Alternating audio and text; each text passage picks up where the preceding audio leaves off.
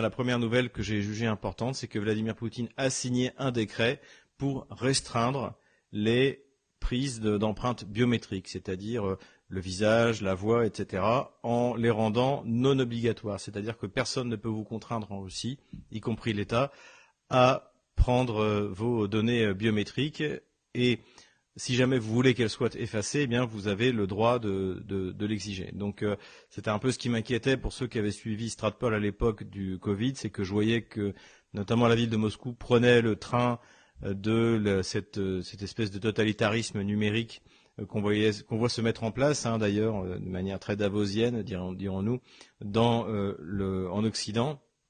Eh bien, visiblement, la Russie fait exactement le contraire. Et d'ailleurs, vous voyez, régulièrement, on a des informations sur le Covid où on nous dit que, ah oui, tiens, au fait, le nombre de Covid a baissé, alors qu'en fait, on ne savait même pas qu'il avait augmenté. Donc, je sens quand même, tout de même, que là, après avoir expérimenté l'expérience covidiste et davosienne, eh bien, la Russie s'en est retirée. Et cette loi qui a été signée par Vladimir Poutine, pour moi, est vraiment fondamentale, hein. Encore une fois, pour résumer, il est interdit de discriminer quelqu'un parce qu'il a refusé de donner ses empreintes numériques, hein, la voix, le visage, etc.